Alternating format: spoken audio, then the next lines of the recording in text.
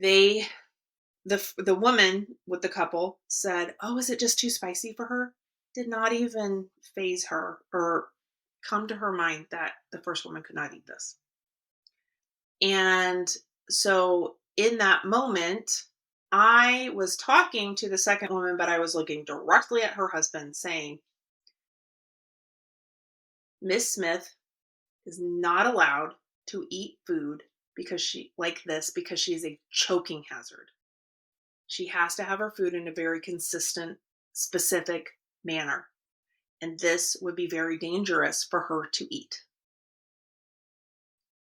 This gentleman just blank face. Hi everyone, I'm Lexie Callies. Do you feel the squeeze of caring for an elderly loved one and school-aged children? Then welcome to the Sandwich Stories. Let's dig in. Hiya. Hi, everybody. It's Lexie Callies with Sandwich Stories. I hope you're having a really great day. And today is just something I noticed this past Mother's Day. So, this past Sunday, I noticed this happening, and I want this to be kind of a reminder to one, be on the lookout, but also as a reminder to us who are visiting assisted living facilities. So I hope, I'm sure this doesn't happen to a lot of people, and but it's just kind of a little PSA, and I noticed it on Sunday, so I thought I'd share. So here we go. Um, so Sunday was Mother's Day, and I went to go visit my mom, and Shelby came along with me to say Happy Mother's Day. He brought her a Grammy Day latte, and with that, we had a really nice time. But we got there around lunchtime, so all the ladies were sitting there. They were all having lunch. Everything was great. Mom was finished with lunch. I took her back to her room so she could use the toilet, but then also she wanted to sit in her recliner and maybe watch a show, golf, probably because she loves golf. And so we were doing that. And I took her to her room, and Shelby wanted to talk to her. So it was very loud out in the other main area. So I shut the door, but I had to run out there real fast to talk to one of the nurses. And as I did that, um, the caretakers had cleared all the tables, and there is a particular woman who lives in my mom's facility. She cannot move herself, so she has to use a Hoyer lift to move her in and out of bed. And so when she sits in her wheelchair, she can't get out and move herself around on her own. There is another woman who also is in a wheelchair. She used to walk with a rollator when she first moved in, but sadly she had a fall, and she's been in a wheelchair while she recovers. So she also is not able to move herself around very easily. The second woman, her mother or her husband, came to have lunch. I don't think he realized they had already had lunch, but he brought to go lunch, and um, they were going to eat together. So I walk out and I see the first woman, like I said, who cannot move around. She needs a Hoyer lift to go back and forth. And unfortunately, she is a choking hazard. So her drinks have to have thickener in it. She has to have her food more in like a oatmeal consistency. So it's not watery. It's not as thin as baby food, but it's thicker. Like I said, like oatmeal. And that's because she can choke very, very easily. So they have to control these things. She was at one table by herself. The caretakers they knew she was safe. The other woman and her husband were sitting at the other table next to them. And like I said, they brought in lunch. I walk by and I see the first woman. There is a clamshell container of some food. And I know this first woman, she still wants to be able to eat, and she grabs at things. And I thought to myself, oh my gosh, she can't have this. I know she can't have this because I visit regularly. I am there during food and meals. And like I said, I just saw her eat lunch, so I know what her food is supposed to look like. It does not consist of fried jalapenos, which is what was in that clamshell. The second woman and her husband, I know the second woman, she does not understand that the first woman cannot have lunch or cannot have the same food. But that also means that she told her husband to share their food with the first woman, which meant he had to take the clam, put food in the clamshell, take it over to another table, and leave it for her to share. And I know his heart was in the right place, right? But this is the first time I've seen him visit. And I'm not saying he doesn't visit. I'm just saying it's the first time I've seen him visit. So I'm not sure if he knows who eats what or how they can take their food. And so I walked by. None of the caretakers were around because they knew the first woman was safe. They knew she did not have food in front of her, that she was not going to be able to roll away, that she was safe. One of, I believe, went to the restroom, and the other one went to finish up, put a load of laundry in. And I walk by and I see this clamshell and I think, oh my gosh. So I told the first woman, I said, I'm so sorry. You know what? I know you want to eat this, but we're not going to eat this right now. We just had lunch. You know what? We're going to wait and see if you can have this later. So I take it back and I give it back to the couple. They, the woman with the couple said, "Oh, is it just too spicy for her?" Did not even phase her or come to her mind that the first woman could not eat this. And so in that moment, I was talking to the second woman, but I was looking directly at her husband saying, Miss Smith is not allowed to eat food because she like this because she is a choking hazard. She has to have her food in a very consistent, specific manner. And this would be very dangerous for her to eat. This gentleman just blank face. Didn't even say sorry, didn't even really acknowledge that I was talking to him. And like I said, I know they were trying to share. I know they were trying to be kind because we are all taught that. We live in a society where we share. Would you like some? We have so much. Why don't you try some?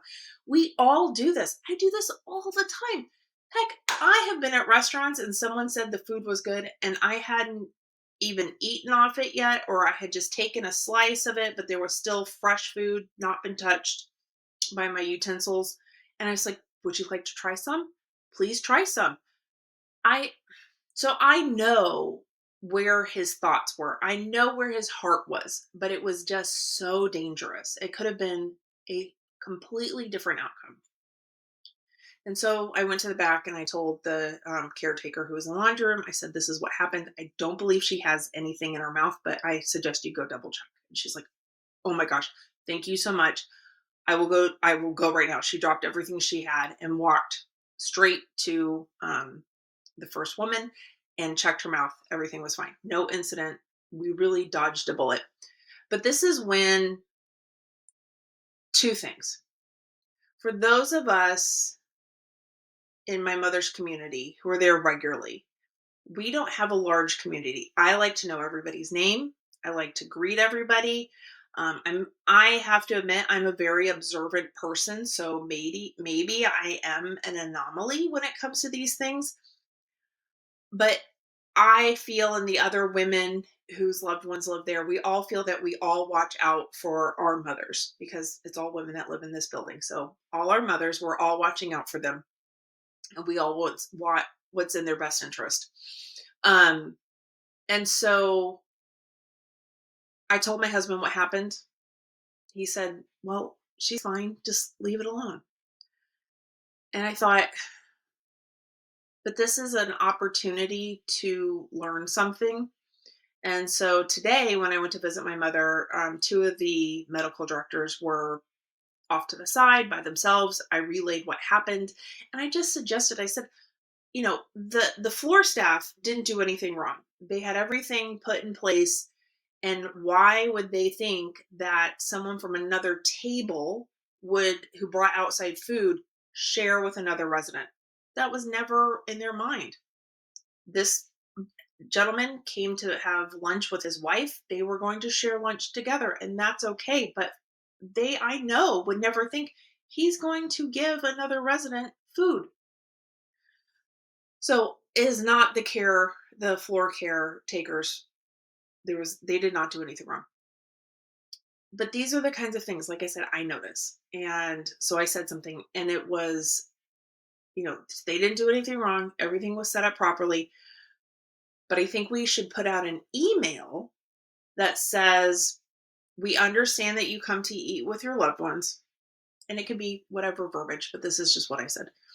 We know you come to eat lunch with your loved ones, but certain people have certain allergies, diet restrictions, however they want to say it, and to please not share food with other residents without approval. And like I said, I know he doesn't know and didn't know, and his heart was in the right place, like I've said. But it could have been such a different issue, different outcome. And so this is when I say, we just have to be aware, right? We need to, when we're visiting regularly, I know there are some people who come in and visit regularly, but they have tunnel vision, right? They have blinders on. They don't know the other residents' names. They don't know certain things about them. And so maybe, like I said, maybe I'm the anomaly that I notice everything. My husband says I notice everything. He said I'm like a radar. Like he could just watch me scan a room and clock everything and know what's going on. And he doesn't notice the thing. And so yet again, I think he would be the person that would not even notice. He could come visit and not even notice that this woman has to have her food prepared in a certain way. He would never even say anything. He wouldn't even, like, wouldn't, he's there to see my mom, and that's all he would see, not anything else around him. Um, so I know that this happens. And so it's just one of those things. Like I said, if you visit regularly, maybe know who the people are. It's just little things like, what their names are, what it's like to eat with them at lunch, all those little things. And maybe it's helpful.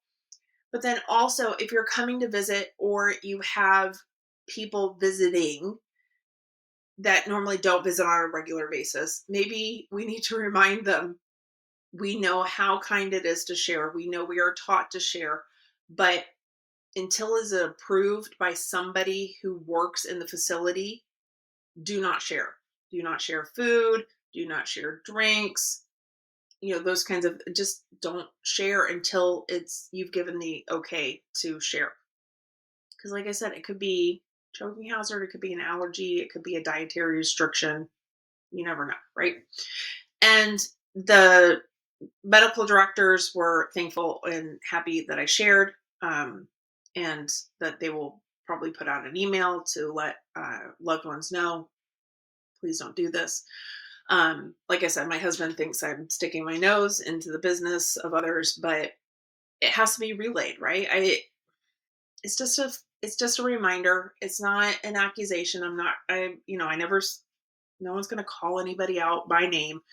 It's just a reminder to say, hey, be aware that this is not always um, the safest way of visiting with our residents. So, with that said, um, song of the week is going to be, "Your Love Keeps Lifting Me Higher and Higher" by Jackie Wilson. This song has been used in so many movies, all different ways. You've heard it on TV, on movies. You'll know the song, and it is a great song. It's one of the best, I feel, one of the best upbeat, positive songs that there is. So, yes, "Your Love Keeps Lifting Me Higher and Higher" by Jackie Wilson. And I hope you have a really great day. I hope you have fun visiting your loved ones, but remember, no sharing. My husband said, "Oh, were we kindergartners?" I said, "Yes, we are. No sharing." So have a great day. I'll talk to y'all next week. Thanks. Bye-bye. Thank you so much for listening to Sandwich Stories. I really hope you learned some new things and enjoyed it. If you did, tell a friend, tell your mom, tell your sister, tell your dad, tell everybody you know to also listen. Maybe they'll learn some new things, how to help each other out, and find us at Sandwich Stories Podcast. Thanks so much.